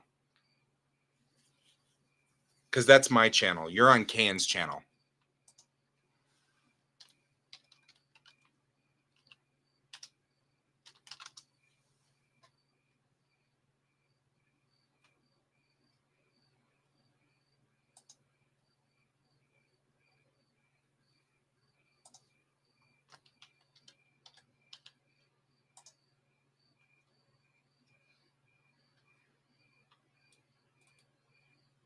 What's on the dot today? That's a good question. I have no earthly idea.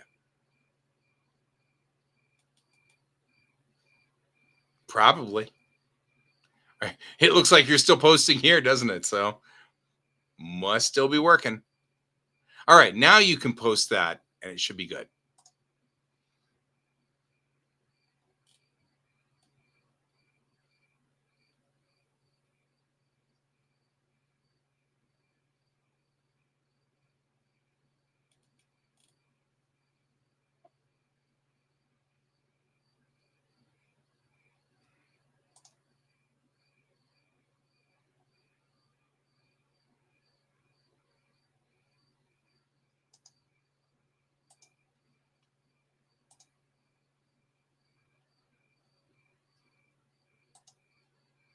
And you should probably save there too, just in the off chance that I no longer broadcast for Kayan's site or whatever.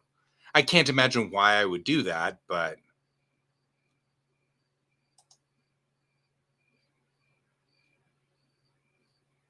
oh, Lensman. Yeah, Lensman. No, I think Lensman was it. Yep, it's Lensman. It is definitely Lensman.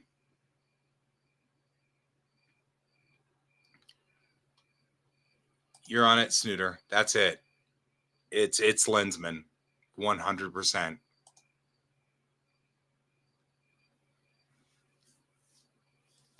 Looks like Tron.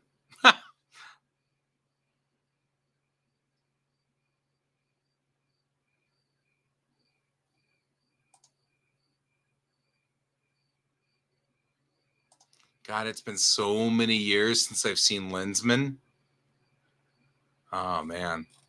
Like I probably haven't seen Lensman since the 90s. Maybe. You know what I mean? Like I feel like it's probably since about the same time you saw it last. There we go. Yeah, you can post on my side better because I don't have an auto snagger thingy like Kan does. So, you probably should know that I use what's called a restreamer. I'm actually broadcasting. I'm not broadcasting to Twitch. I'm broadcasting to a streamer, and the streamer is broadcasting to Twitch and YouTube and Facebook and all of those all at the same time. So what you're seeing over here, and that's one of the reasons why if you look at over here on the feed, like Jan's probably, I don't know where Jan's coming in from, whether it's my Twitch or Kane's Twitch, but you'll notice that sometimes you're posting and you're not seeing on the Duck Pond feed over here the same thing that you see on Twitch. And that's because I'm posting and the restreamer grabs all the comments from all the different locations and posts it.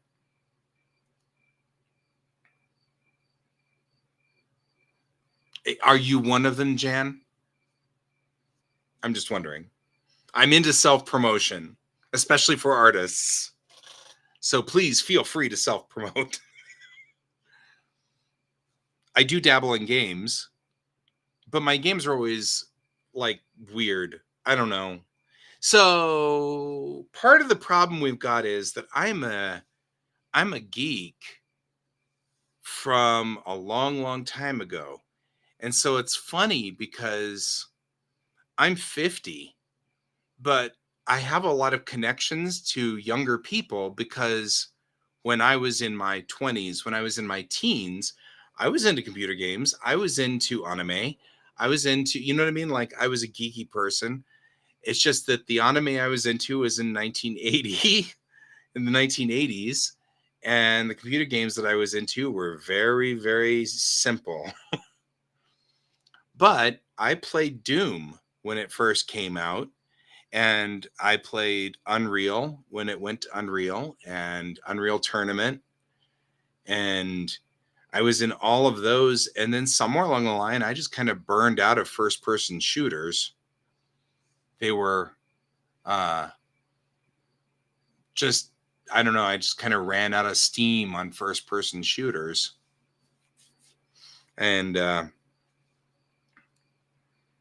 so now all I play is like Sims, and I love City Skylines, and I play Kerbal Space Program. And there is a new one out that I have been watching, but I haven't had time to play, which is called Jump Light Odyssey. And that one's where it's like Sims, but you've got to run a little ship that is like very much a Yamato. And I can't stop playing that one. That was just so ridiculous. And I love it. Oh yeah, they're awesome games. A lot of people still gravitate towards the games that are first person shooters, and the popular games are no longer really interesting to me. Which is kind of, I don't know, not necessarily sad. I don't think it's sad per se. I've moved to a different spot in my world. I don't know. I'm done being shot all the time with people camping at respawn points. I'm over that. Gosh, lost in play. All right. I'm in.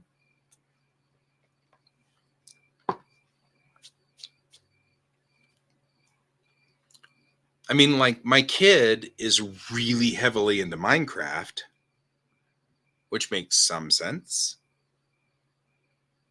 She's also a real big Nintendo nut, Mario and those kind of things. Although I think she's outgrowing them now because she's in high school.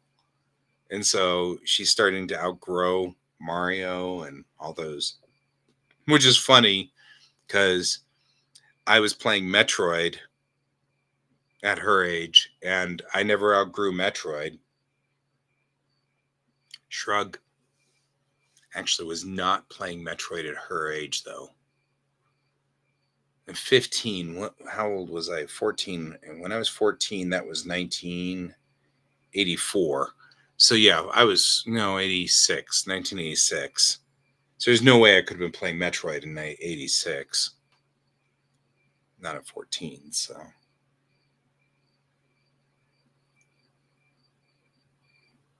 No, it would have been 84. No, it's 86.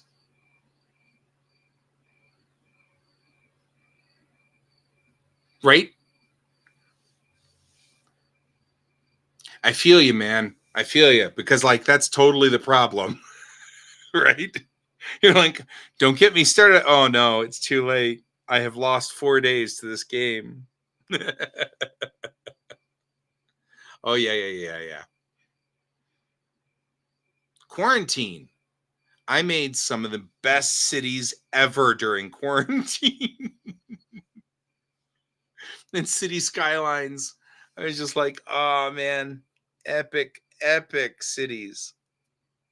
They were everywhere. And some of the most destructive rockets that have ever been built in Kerbal. I did make it to the moon and back in the most janky way you can possibly ever imagine. It's very funny.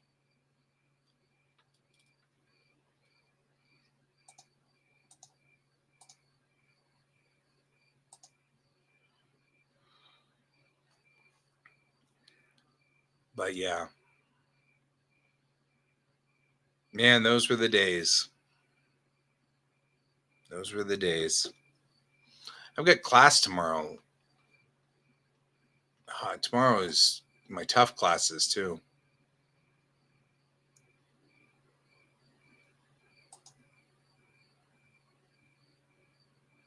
Right.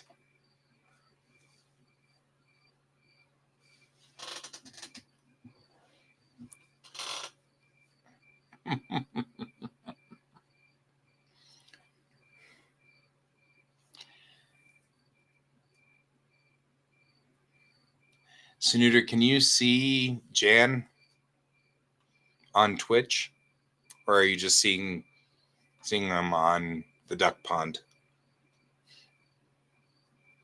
Trying to convince everybody to move over to my channel.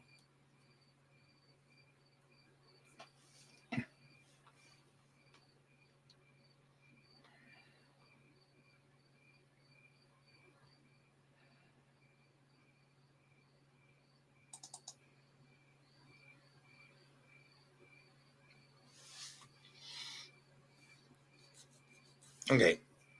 Good. Just making sure everybody's over on my channel.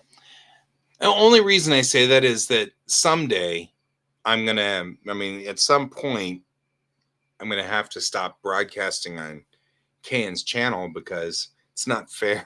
Not fair to him. So if I ever do, I want to make sure I keep you guys. Don't want to lose you guys. So, but I can restream. And right now, I don't have any need to stop broadcasting over on their channel, but on his channel. But I just in case, I'd rather make sure that we're not all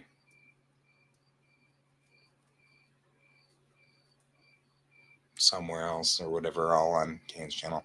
It's 11:05. It's 11:05, man. It's gotten late. It's gotten late, and it's about time. About time. I don't know if you guys can hear the crickets, but boy, the crickets are great outside.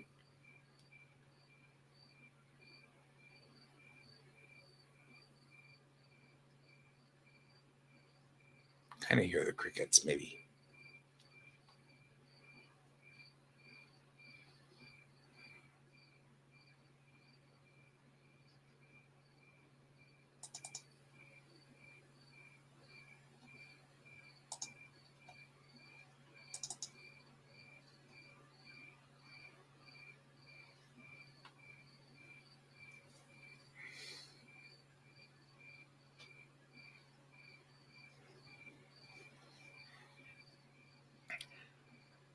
It amazes me what people build in Minecraft.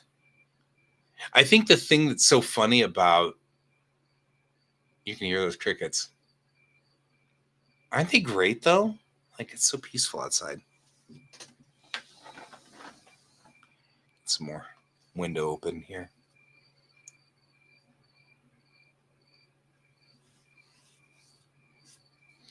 Helm's Deep would be cool.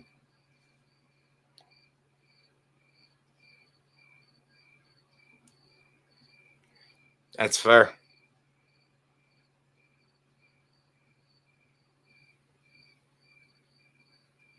And listen to the crickets. Such wonderful crickets.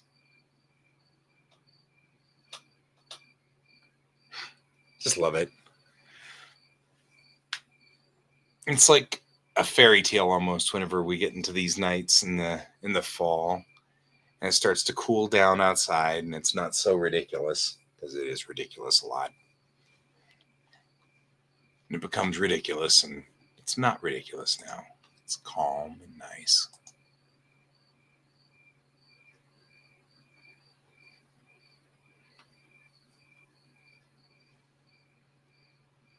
Got a moth out there on the porch light.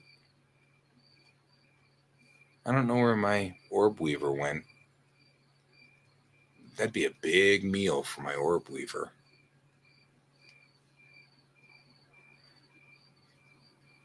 I don't know. A couple of days ago, I accidentally opened up the screen door, which is usually closed and locked at all times. And I opened it up just a little bit and forgot that my orb weaver had built her web on my screen door a little bit, anchored it on my screen door. And so it tore up her web a little, and she hasn't been quite as happy since then. I'm hoping I didn't make her decide to go somewhere else. This is a great place for her to be. But in early fall, the orb weaver spiders are nocturnal.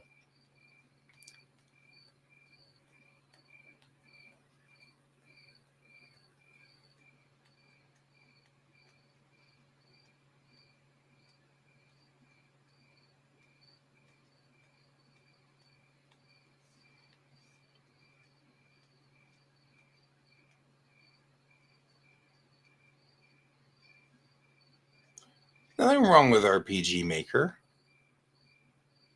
I like RPG Maker. It's a fun program.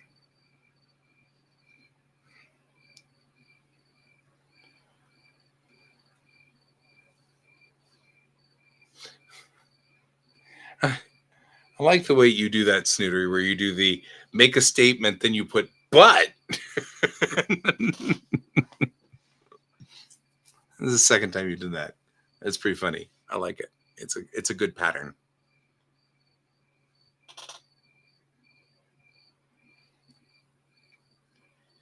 I don't remember the orb weaver went.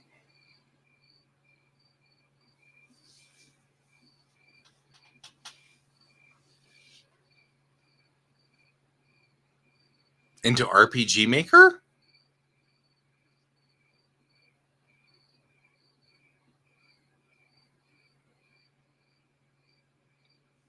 I always feel like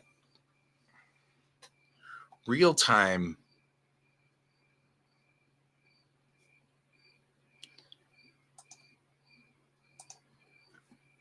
All right. So the only problem we've got, of course, is that, well, I don't know. If you're on my Twitch side, you should be able to post pictures, I guess, if you can post them on Twitch.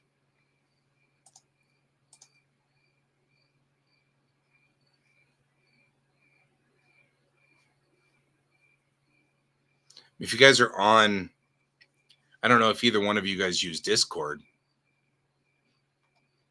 but I have a Discord channel which we can post into if you wanted.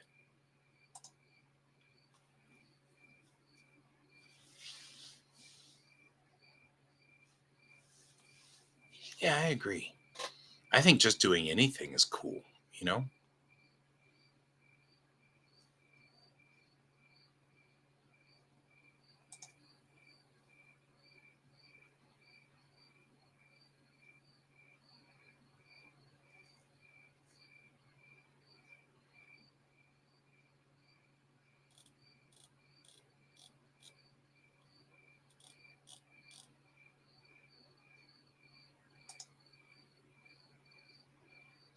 I'll post it for you.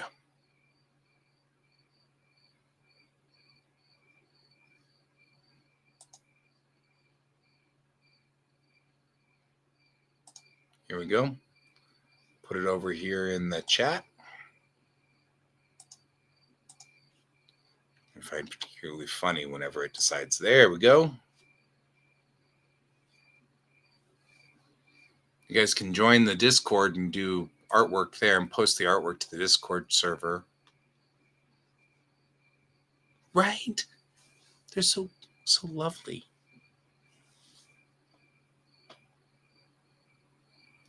They're just great, just out there being pretty.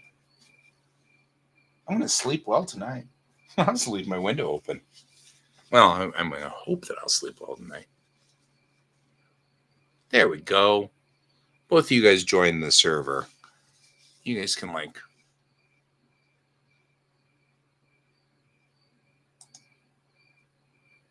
I always give the...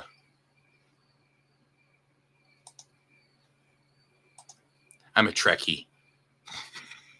I mean, I know you guys probably could not tell.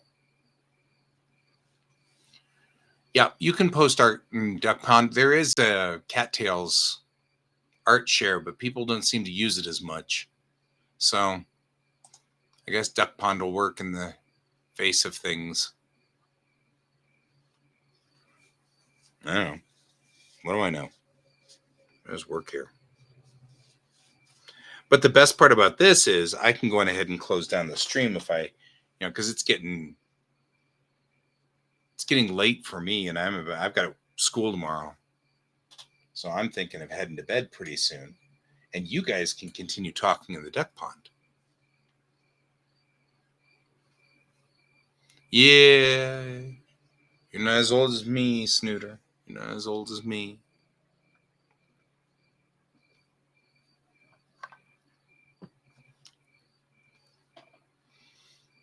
I like the puppy dog, Jan.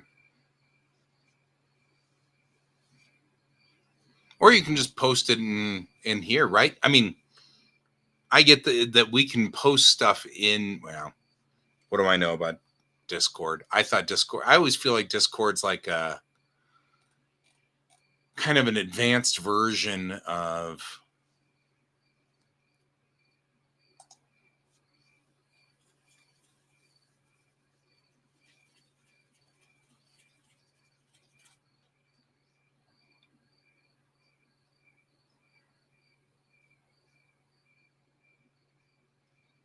looks like I've got a chapter test in Japanese tomorrow. I'm looking forward to that one.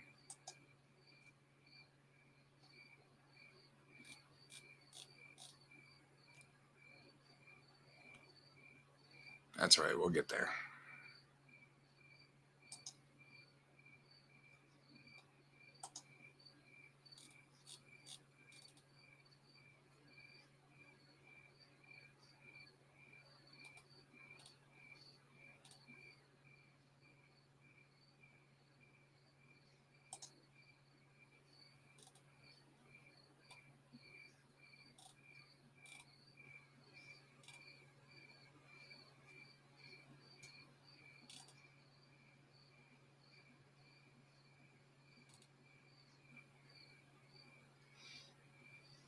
Yeah, I think I'm gonna bail on you guys because it is 11:15 and I've got a test tomorrow, as I just recently discovered.